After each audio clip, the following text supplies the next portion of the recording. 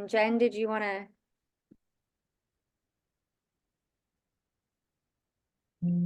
Start those slides.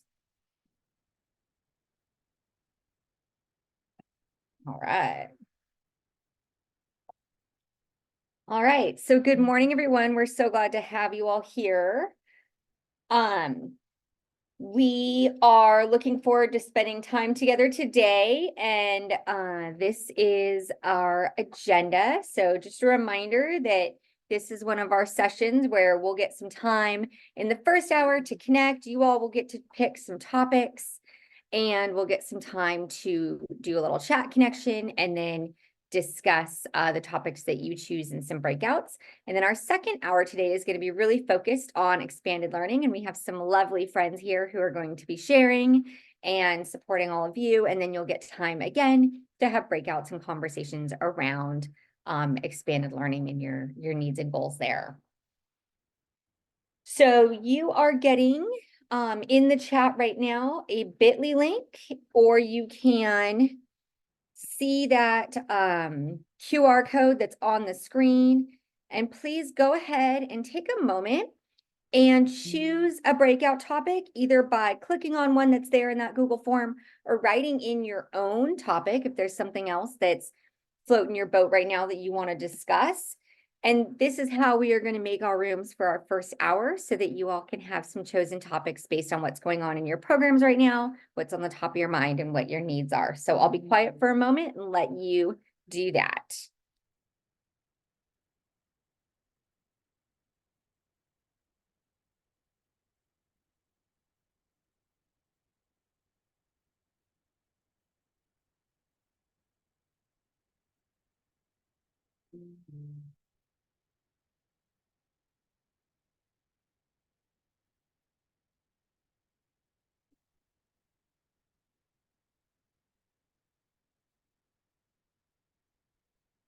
All right, so feel free to continue doing that, getting those breakout topics submitted for us.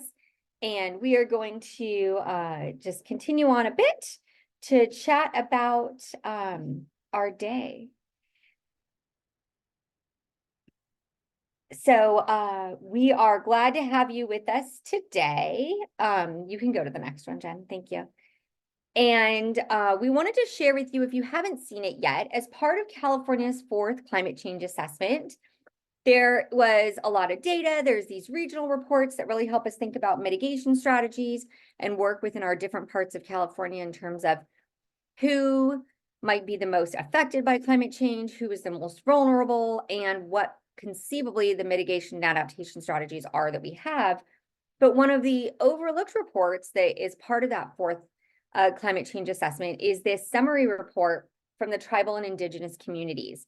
And we wanted to share this with you just as a reminder that we have this really amazing space in California where we are working as a state with our indigenous communities to help to use their better understanding of the land to better help our entire state and to think about what we should be doing as a state to move forward in climate change. And it's a reminder that our California Indians have been on this land since time immemorial, and that they have been and continue to be stewards of the land in California. And they can help all of us learn to live in harmony and balance with our earth. As you can see in the quote here on this slide, this report is considered to be a mutual invitation between tribes in the state to share learning regarding climate action. So it's got a wealth of knowledge, a wealth of thinking about what makes sense for us to be doing and how we lean on the knowledge and understanding of our local tribes to better take care of our land. So we have that there for you today to hold on to and maybe take a look at later on. And there we go. Just a reminder that our objectives as we're here together are really to share, to have a space where we can support one another, to think about how do we apply all of our frameworks and our principles of sustainability across our work. And we would love for you to take a moment and think about your region and where you are in the state and what your favorite thing to do is in the winter. What do you like about winter in your part of California? please go ahead and drop that in the chat so we can get to know each other a little bit.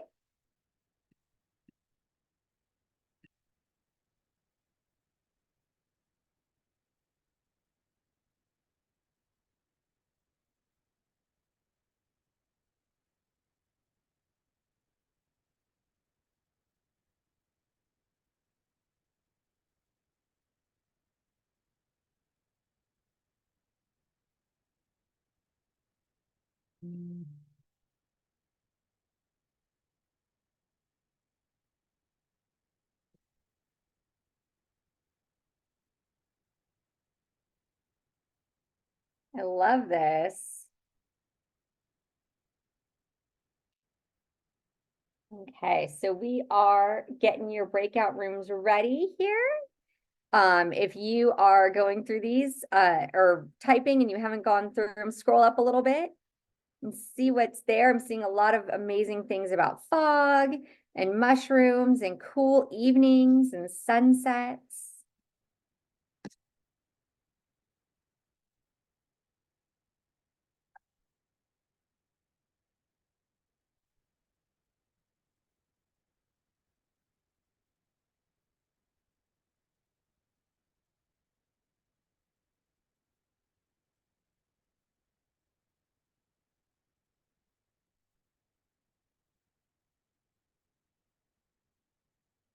All right.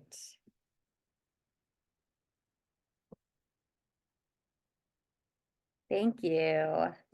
Sweaters and hot coffee. I had to bribe 4 daughters to put sweaters on this morning. So don't know how I feel about that right now. All right. Thank you all so much for sharing. It is so good to see all of this. Okay, and I think that's what we've got. So, please feel free. Reminder, we have our statewide environmental literacy survey. So we have been sharing this out. You might have even seen it in EdSource if you get emails from EdSource on a regular basis.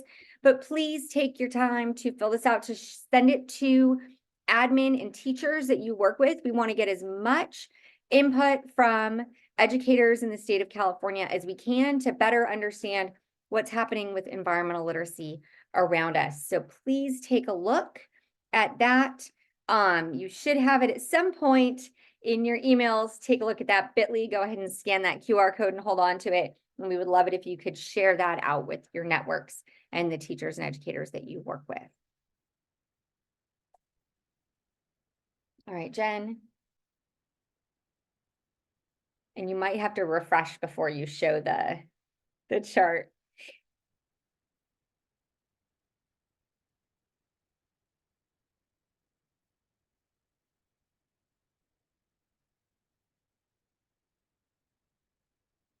Sorry, I went on to my other screen real quick.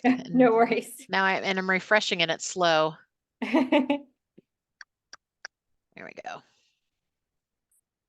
Make sure I'm on the right thing here. Oh, goodness.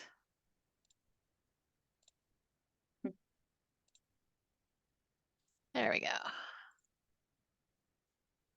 All right, thank you. Okay, so based on your responses on our survey, this is what we've got for interest in conversations today and topics. So we have breakout rooms that are pretty close to these names, a little bit shortened, but you should be able to find them. We're going to open those up and you can go on, choose the breakout room that most fits your fancy and have a conversation with those of you that are in there about what you're noticing and what you find to be interesting. We also have a breakout room note catcher that is being put in the chat. So we would love it while you are in your breakout rooms, if you could just capture what you're having a conversation about on that note catcher. And that way people have the opportunity to check out what happened in each other's rooms. And we can always go back to it and see what our conversations were in former months. So those are there. Breakout rooms are getting opened. If you have a hard time getting in, please let us know and we'll help get you where you want to go. And you'll need to go down to that breakout room button and join the room that most fits your fancy. Welcome back, everyone. We hope you had some great discussions, and I'm going to toss it over to Katie. Awesome sauce, thank you. We all realize that a lot of you have probably been getting this email quite often, and Crystal already mentioned it once before around the survey. So the Cali survey for teachers and site administrators. We are really trying to get a baseline for understanding like what's going on at the school level. Not a lot of folks have filled this out yet. We're really trying to get as many, we're going for numbers on this. What we'd love to do is give you, because we also know that you get this or get an email about this. And then I will be honest, it kind of, for me, sometimes goes to on the to-do list and I never quite get around to it. What we'd like for you to do is we're going to give you about 5 minutes to just take a moment, find out like who are on your list of your people, because we also all have lists of people that we connect with, to share this out to. I'm actually going to put into the chat if you're like, wow, I would love to do this. I don't want to write the email, which is also completely fair game. I'm going to put it into the chat. If you would like to take and copy that, you are more than welcome to copy that. As I said, I'm going to be quiet for about 5 minutes. And we'd love for you to take a moment to send this out to your networks. And again, the folks we're looking to participate in it are teachers and site administrators and after school program leaders who work at the school site level. Yes, thank you for that clarification again, Amity. About the survey.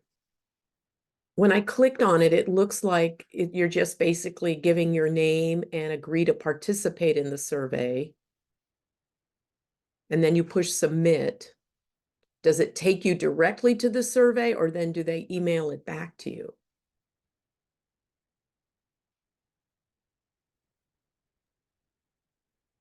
It should take you from there to the survey.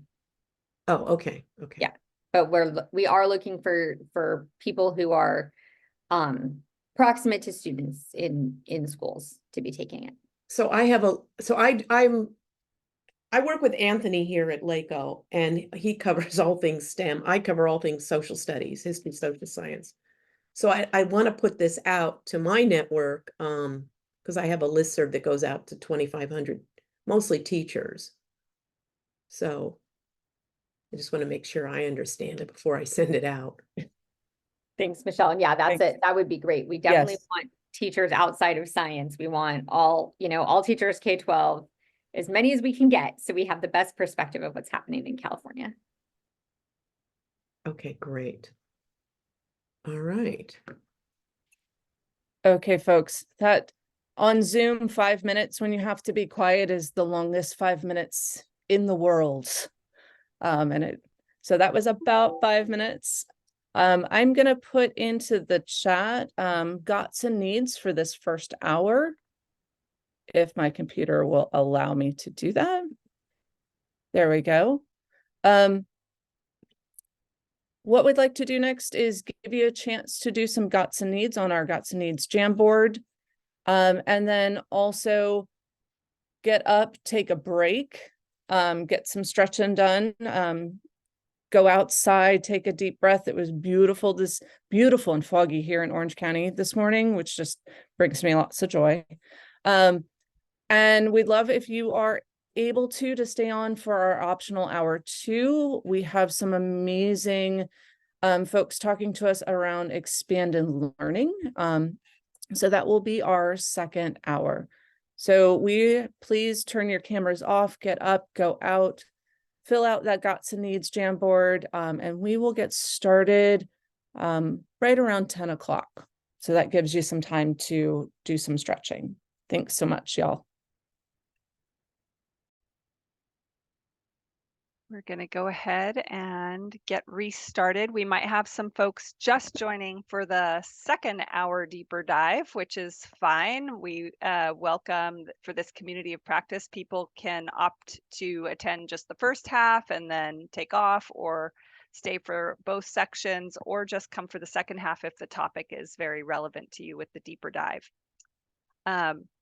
So our deeper dive for this session, as we mentioned earlier, is environmental literacy in the context of expanded learning and the enormous opportunities we have to integrate these two topics and systems. And before we dive into expanded learning examples, I wanted to just make sure, because I think we have folks joining the community of practice for the first time, especially coming from expanded learning programs, to give just a super brief introduction to environmental literacy in the context of the K through 12 school system. Very, very short, but just to make sure, if you're new to this community of practice, that you have a little bit about the why here.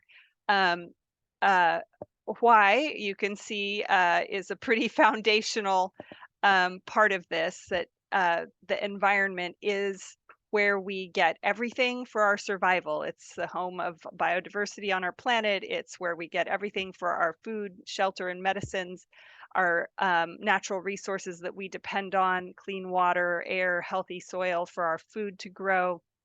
And nature inspiration or mental health is also something we've evolved as a species to need time in nature to be our healthiest. And California does have a blueprint for environmental literacy that was developed under previous administration, Tom Torlickson's administration in 2015. And you can see the definition that this school system in California uses for environmental literacy. An environmentally literate person has the capacity to act individually and with others to support ecologically sound, economically prosperous, and equitable communities for future and for present and future generations.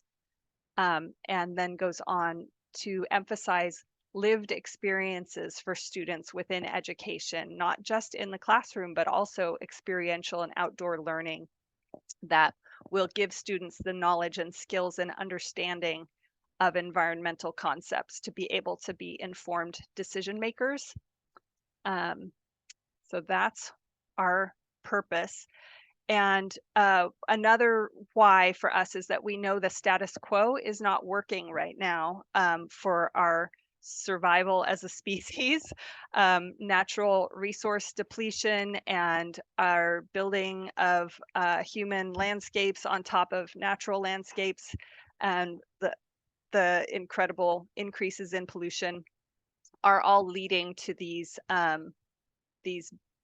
foundational environmental problems of habitat destruction, ecosystem degradation, taking more than we are putting back. And climate change is one of the greatest symptoms of those issues.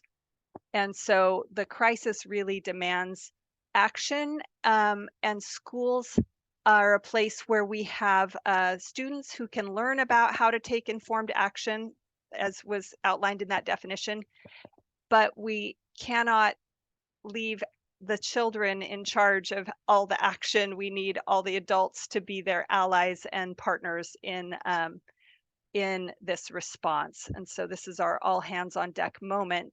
And schools have this incredible opportunity because we have such a huge impact. Every child goes through school, and that's where they can learn to be informed decision makers. And we, by having the adult decision makers work hand in hand with the students, can transform campuses to be sustainable facilities. And that needs to happen right now, both these pillars. And then this community and culture pillar is the one where we're creating the stewards of the future, and having schools not only become spaces for transforming the environment, but also to reach out into the community and partner with the community. And so this community and culture pillar is circled because expanded learning is such a perfect match for that pillar. But it also overlaps with these others. So we try to work across these pillars with environmental literacy. So that is my nutshell intro. And I want to spend the bulk of the time by handing this over to 3 wonderful guest speakers from different county offices, sometimes representing, I think all of them represent larger regions than their county. And so I'm going to let them take it away. Each speaker will get a chance to share, and then we'll have breakout rooms after for people to discuss and process. And do you want Olivia to share your own? Do you want to share the slides yourself, or do you want to just tell me to advance things? I might go through them pretty quick. So if I can click through them, that'd be awesome. Okay, I'm going to stop sharing and you can go ahead and share your screen. Okay, I don't have it pulled up. So actually I changed my mind. Oh, okay. Sorry. That's Hi, fine. I'm Olivia. I'm the I'm not the environmental, I'm the expanded learning coordinator at the Humboldt County office. And I have the unique background of, I used to be the expanded learning / environmental literacy coordinator. So I think that is a really joyful spot to be in when talking about a collaboration between expanded learning and environmental literacy. So Amity, I'm going to go ahead and have us go to the next slide. One of the projects that I lead at our county office is leading the Redwood After School Network. Next slide. We are in Humboldt County, so we are one of the farthest north counties in California, and we have a very rural area. We have some schools with thousands of kids and some districts with 3. So we really are all over the place. We have 38 ELOP allotments and over 30 districts in our county. And so that makes us really unique when we're talking about expanded learning programs.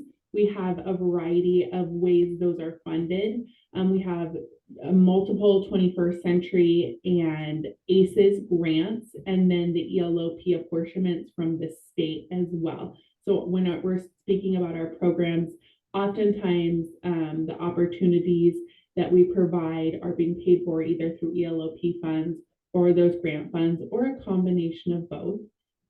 The Redwood After School Network has been in Humboldt for over 20 years. It is a consortium model. So that means that here at the county office, we hold 21 sites, ACES and 21st century grants, and written into the MOUs between HCOE and the school sites are a mandatory 2-hour professional development monthly. And those are our Redwood After School Network meetings. And so many of the opportunities that I'm going to be talking about as entry points for expanded learning happen at those network meetings. And we really appreciate that. Oh, I just see a comment from Beth Pine. I'd like to just say Beth Pine is one of our systems of support and expanded learning leaders for our region, and really helps us accomplish what we can locally. Our regional support is so strong that it really helps us in our specific counties. So I want to say thank you to that, and that's really how we can make all of this work. So where was I? Okay, so we have these meetings. So when the ELOP apportionments came out around 2 or 3 years ago, we then opened up our network meetings to beyond our consortium and make it really accessible and welcoming to everybody that has an ELOP apportionment, whether they're a coordinator or a site lead. So that is really a wonderful entry point that I'm going to reference throughout my presentation. So I just wanted to give a quick background on that slide. This was a color run last year. So I'm going to share a few ideas of what's worked for us. Please feel free to stop me anytime during this to ask questions. I Again, we are in a very rural area, and to have professional developments or to have opportunities or presenters, we all have to kind of work together to make that happen. So I totally understand if what works for us is not going to work for a larger consortium or a area that serves more students. So I just want to acknowledge that it is unique before I finish my presentation. This is a professional development that was given to school site coordinators from Farmer Jesse, one of our garden educators in Humboldt County. Next slide, Emily.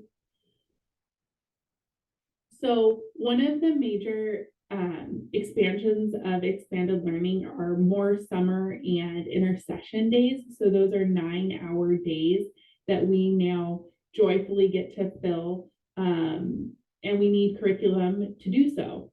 And so what has really worked for us is place-based learning. So environmental education that happens at botanical gardens, that happens at local farms, that field trips where they get to go on boat tours and learn about different ecosystems in our bay. So I would definitely say field trips through reputable environmental educator programs has been by far one of the biggest opportunities. And we really encourage working with core days. So oftentimes we'll ask, what are our fourth graders learning this year, and what is a field trip that can enhance that learning experience? And then we can go and go and talk about life cycles, or at a farm, or whatever they're learning in that time. So not only going on field trips just to fill time and have fun, but to make those field trips as meaningful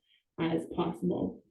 And oftentimes with our RAN network meetings, one site at one district will go on a great field trip, and they will then brag about it to all the other sites. And before you know it, we've had 10 sites go on that field trip. So that collaboration and sharing what works has been successful for us. All right, Emily. Strong partnerships. We could not do half of what we do without them. We have a lot of great community-based partnerships. Redwood Action Agency, Cal Poly Humboldt, College of the Redwoods. We have so many wonderful places that have really welcomed expanded learning with open arms, but that is something that we continually cultivate. So by going to communities of practice, this is a garden educators community of practice, and they are doing some drumming and dancing as their icebreaker. And so by really being welcomed into the community has really helped us build those partnerships. And we really understand that that is not the reality for a school site coordinator always. This, one of the ladies actually in their picture is a school site coordinator, but oftentimes these communities of practice are only after, like during the after school program. So we do what we can to help find subs so people can go, but that's hard. Okay, I have 3 minutes and so many more slides. So next slide. We weave environmental literacy into our PDs and conferences, state parks, garden collaboratives. Anytime we have a conference, we make sure that we have a few environmental literacy presentations within that and just embed it where we can. Okay, next slide. Okay, internships. We have environmental science students come to our programs and do their service learning hours in our expanded learning programs, and that has been very helpful. Okay. We ask to be part of programs. This is one thing I've noticed, that sometimes we're not invited, but oftentimes if we ask to be invited, people will let us participate. So we have a few classrooms in our consortium that are now part of the Steelhead in the Classroom program, which is a very successful long program in Humboldt County that has traditionally only been in core day, but you never know unless you ask, and I have rarely been told no. So that is really something that I would encourage everybody to do. If there's a cool program that you see in core day, it doesn't hurt to ask to be included in expanded learning. Okay, next slide. School gardens, this has been one of the easiest entry points for us for environmental literacy. You know, the gardens are there for the, and oftentimes get worked on in core day, but again, we just ask. And we were given planter beds, and through our nutrition department here at HCOE, there's traveling environmental literacy garden educators that are available to teach lessons and help build capacity within after school leaders to also continue garden clubs and things like that. Okay, next slide. And then countywide student events. We really try to highlight student events that have a connection to our natural world and our environment. We have so many students in our county that have never seen the redwoods and have never seen the ocean, except they live 5-10 minutes away. So we really try to highlight that. So this year we are going to do Run in the Redwoods with our expanded learning group. The students are going to be able to run a real race, get their little shirts, run in the redwoods, and then have a picnic lunch, and then be taught lessons from park rangers and have a really fun and special day. The other photo was a salsa competition we have done in the past that really celebrates foods that are grown locally and cooked into salsas. So that is what we are up to in Humboldt County. These are some entry points that we see, everything that I just talked about. But if you have any questions, I can send Amity my email so that you can email me, because I don't think we have time today. My next slide was barriers too. Staffing has been very hard for us. Getting bus drivers has been very hard for us. And sometimes we have too many kids for activities, and splitting them up can be hard for us. So if anybody has any solutions to that, please email me. We are really, really open to hearing what works for your sites and how we can improve. Thank you. Sorry if I went over, Andy. No, that was amazing and wonderful. Thank you for sharing all those entry points and these barriers too. Hopefully when we do our breakouts after, we can share ideas to overcome some of those. All right. Thank you, Olivia. Going to turn it back over to Mara. I'm going to stop sharing because Mara's going to share her screen. And welcome to Mara from my own backyard at Monterey County Office of Ed, but who leads our Region 5 expanded learning partnerships. Thanks, Amity. Hello, everybody. It's so great to be here, and thanks for the opportunity also to share. My name is Mara Wold. I'm here with my colleague, Letty Gomez-Gong. Both of us are with the Monterey County Office of Education. We're part of the statewide system of support for expanded learning, along with many of my colleagues here I see on the Zoom line. And we support 4 counties in our region. So in addition to Monterey County, which is the lead fiscal and administrative arm, we also support Santa Clara County, Santa Cruz, and San Benito. And Olivia, you covered so many of the points. You're going to hear a lot of similarities. We have a lot of commonalities in our strategies. And in the prior breakout group in the last hour, there were some questions, and I thought this is a perfect time to mention it, around the funding sources that we have for expanded learning. And there were some questions about the longevity of the funding sources and how long they're going to be around, because as Amity mentioned, there's tremendous opportunity to partner with expanded learning, but sometimes there's some questions out there in the community about, well, how long is the funding going to remain intact? And there's a little bit of a fear of long-term planning for that reason. And just to give you all just brief background, and Olivia mentioned some of these funding sources, we have statewide funding, ACES, which is a voter-approved initiative from 2002, Prop 49. And when that passed, that actually really solidified statewide dollars for expanded learning. And we should note that expanded learning is before school, after school, during intersession, and summer. So we cover basically anything out of school time. We also have the federal source of dollars, which runs TK all the way through high school, 21st CCLC. That's federal. Then that is the only source of funding that we have for high school programs. And up until recently, it was also the only funding source we had for summer programs. And now with the onslaught of $4 billion for Expanded Learning Opportunity Program, or ELOP, we now have a lot of funding available for out-of-school time programming. And really our purpose is that we become, in our vision statement as a state, is that California's expanded learning programs are really an integral part of young people's education.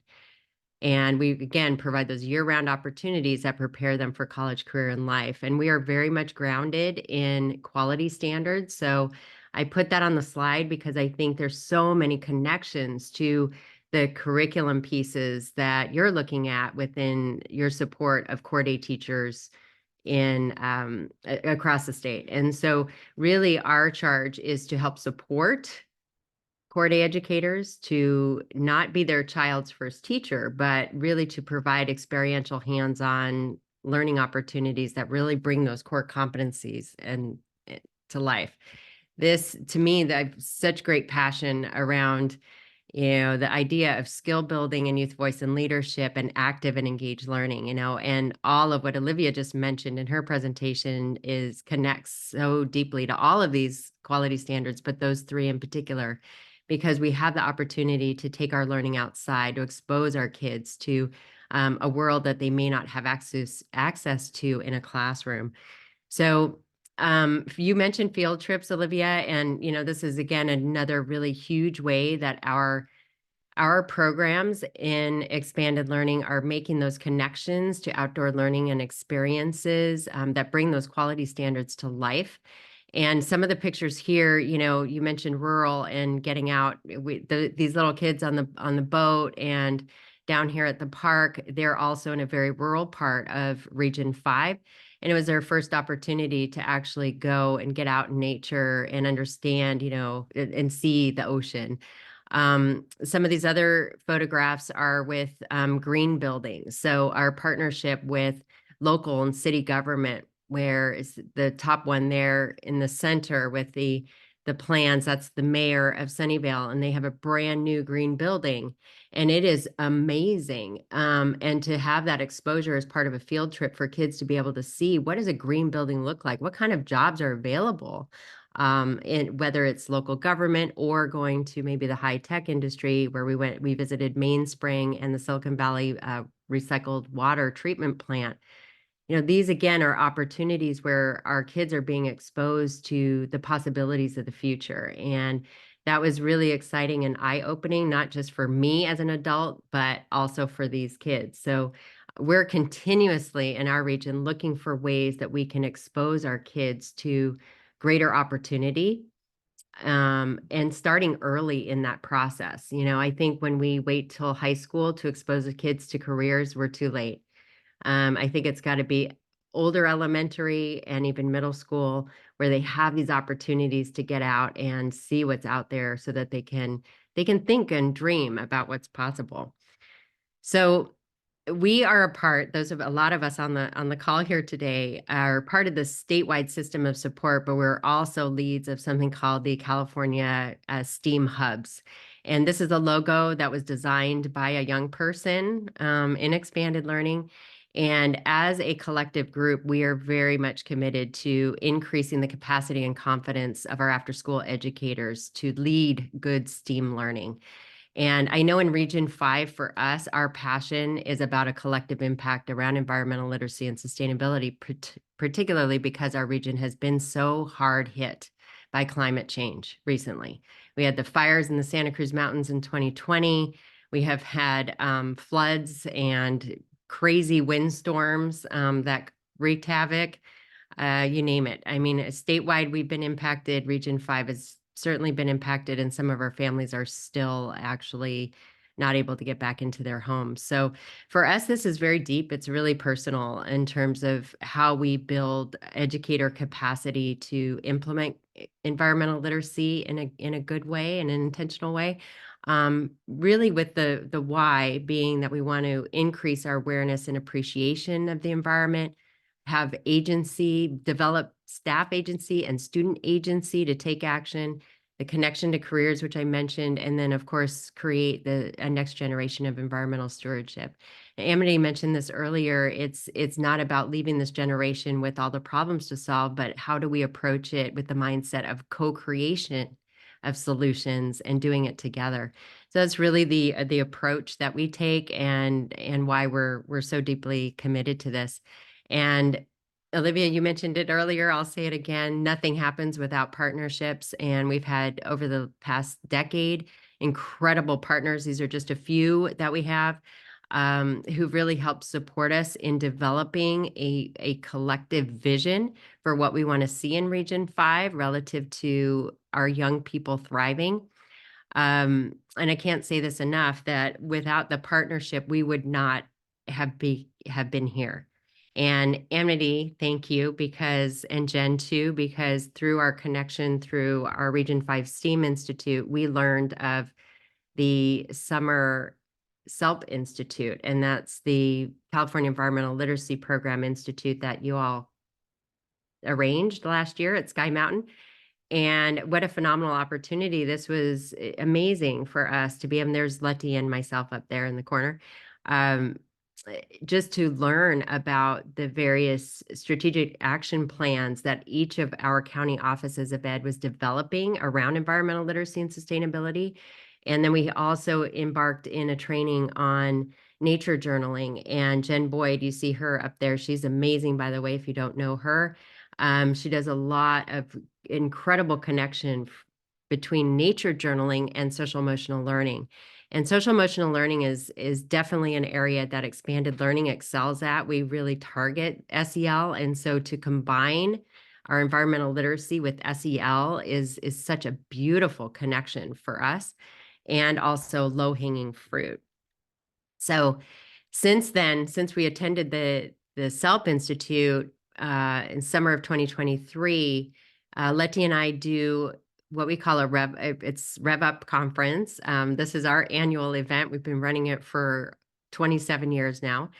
And this was a really great opportunity to invite our SELP folks down to our region to engage and participate in the Region 5 Rev Up Conference. And part of the reason for doing that is that our relationship with Core Day and with the efforts of Cali and with the Creek Network are relatively new. And so it's always fun to be able to learn from one another. And so the invite to an expanded learning conference was in part a way to make further connections, and then also for some of the leaders in the Creek and Cali network to be able to present to our after-school educators at that conference. Also, Jen and I have been working with, and this was identified at our SELP Institute when we engaged in conversation about what are some of the priorities for Santa Clara County. We are really working with one of our school sites in East San Jose, and you can see they have a beautiful new garden that they have developed. And they've also hired, the gentleman in the picture there is an environmental literacy teacher, and they hired two. This particular site is designated as an environmental literacy campus. And what's really neat about that is that for the first time, we're making connections between the core day teachers and the after school in a really intentional way. And our hope by the end of the year, maybe next year, that they will actually become a demonstration site for our region that really, really can exemplify the connection and cohesion between core day and after school through our combined efforts. So those are just a couple of the things that have happened as a result of our participation in the SELP Institute in summer of 2023.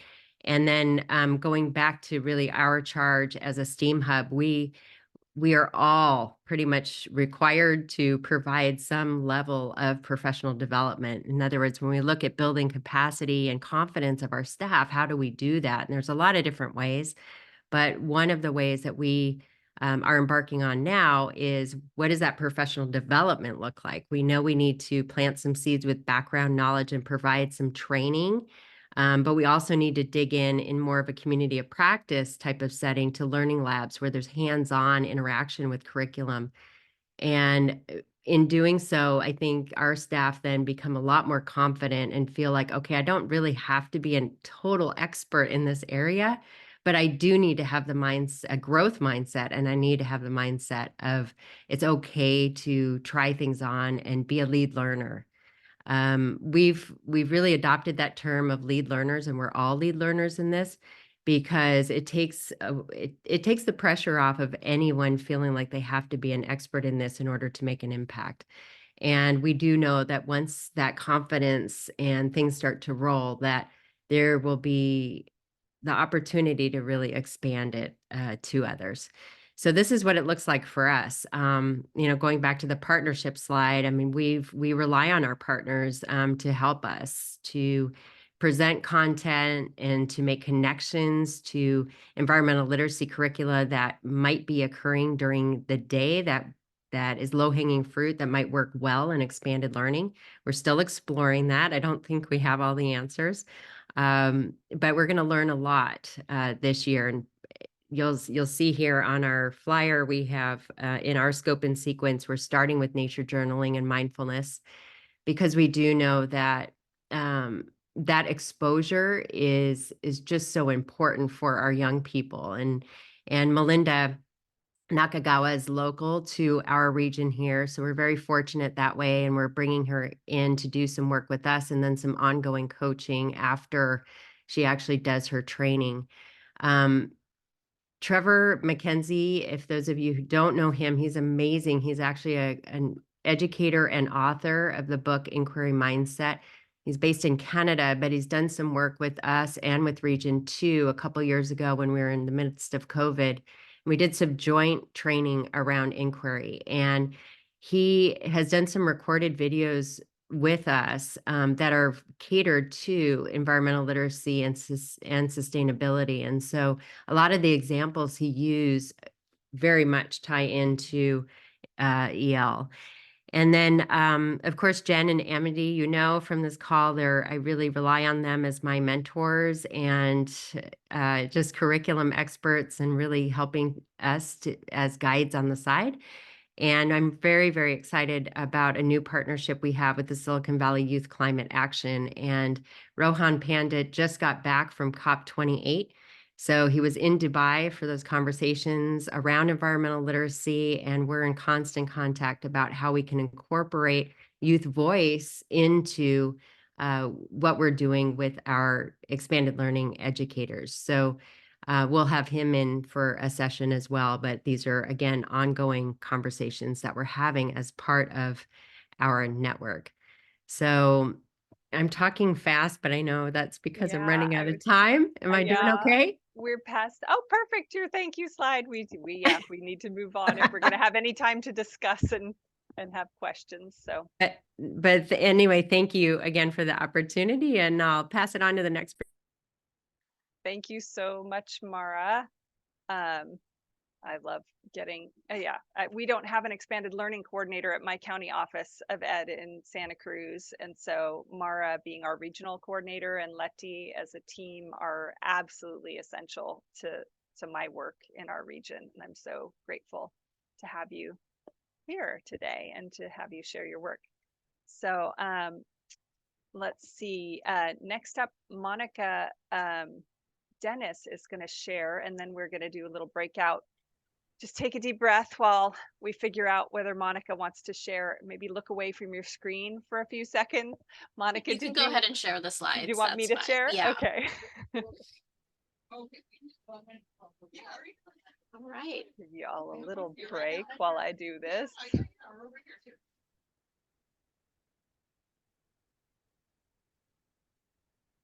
All right, take it away.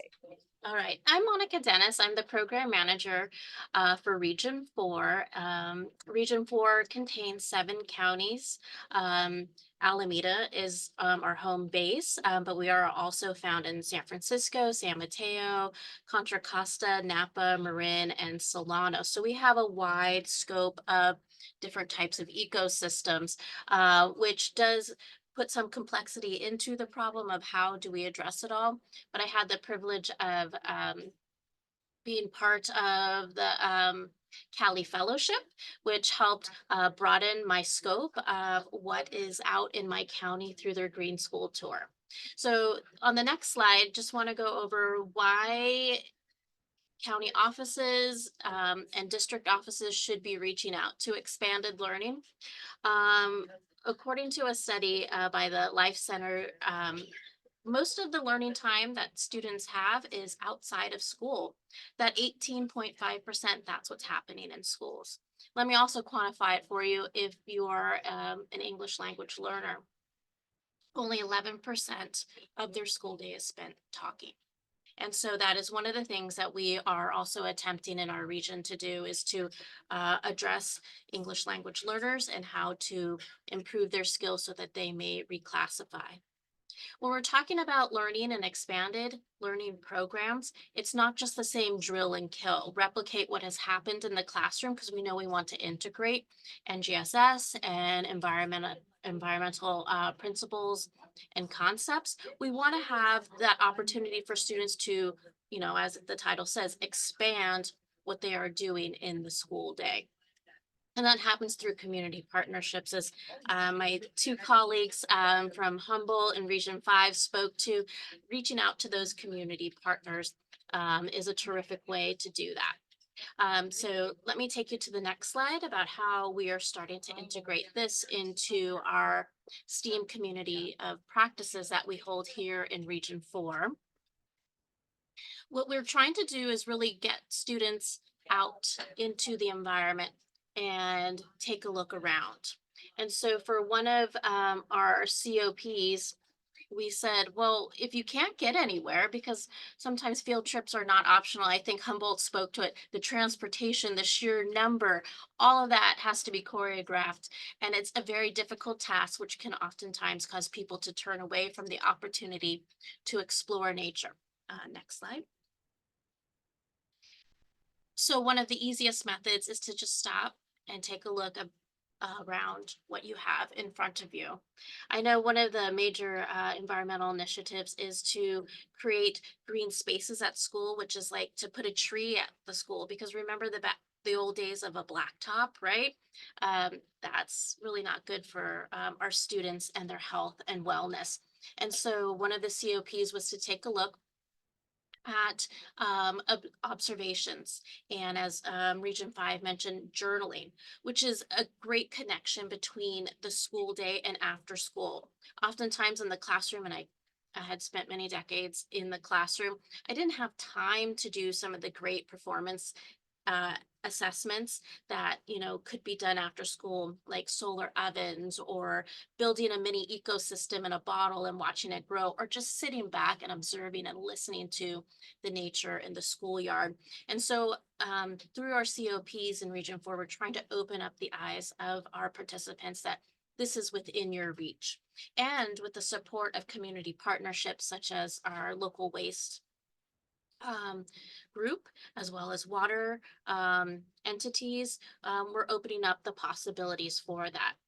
And one of the major reasons why we want to open up the possibilities and the connections with the community is on the next slide.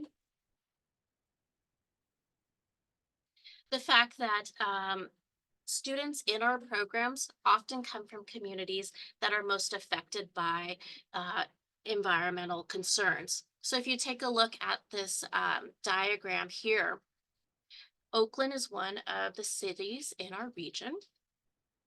And you can see there is a correlation between surface temperature and income, right?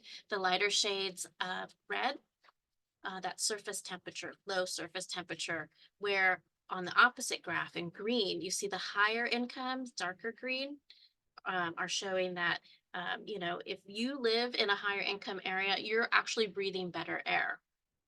Oftentimes our students, are put into places where they're closer to freeways. That's one of the reasons why Oakland has different temperatures.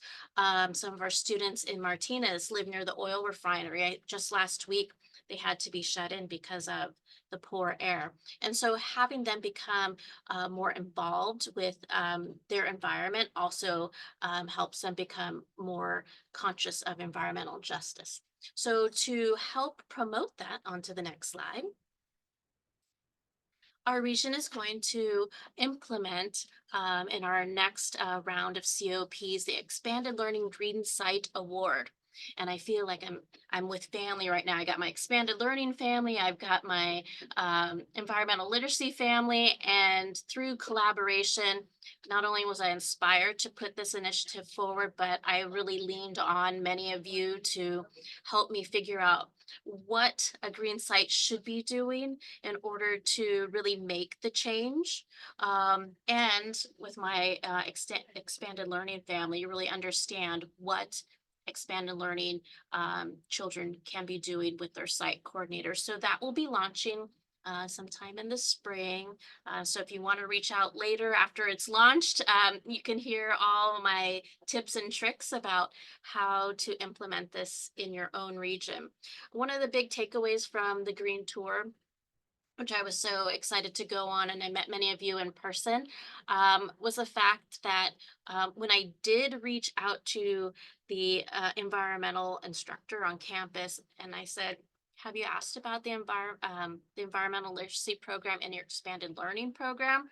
Often many of them didn't even realize that that was an opportunity to happen. And so I said, well, instead of just having them pick up the trash, because we don't want to minimize who they are, let's talk about how we can also become green entrepreneurs and have that project take root in the expanded learning program.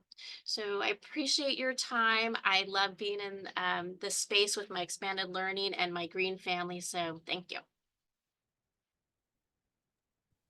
Oh, thank you so much for that excellent presentation, Monica. Yeah, very inspiring, and I can't wait to see how your green site certification program goes. So we have just a little bit of time left together this morning, and so we want to give you time to talk about what you've heard. And I'm actually going to put it back out to the group. Like we had created some breakout rooms ready to go by the options being North region, Central region, Southern region, or rural small districts or urban large districts, and people would choose their own rooms with some extra rooms just for people if they wanted to connect. But I wanted to see if people want those options and just choose your room, or if everyone really wants to be able to process and get a chance to speak, which sometimes when the rooms get bigger can be hard. We've got almost 30 people here. And so we could also just do a quick, like, rooms of 2 or 3 people to just share what your main takeaways are, and everybody gets a chance to speak. So could I please ask, do a little quick straw poll in the chat of whether just like pair triads sounds better, or if you want to choose your own like group by region or small or large districts. And we'll see what your preference is.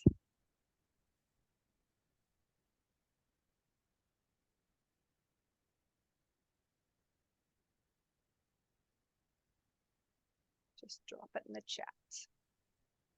So far, I'm seeing a couple preferences for regional. All right. So far, it's 100% regional. So I'm thinking. Okay, Amity, I created. Oh, I had already. I had made some. Yeah, I also did. So there's a north, central, south, and then there's also an option for small, rural. There's an option for a large, and then there is one more that's just an other.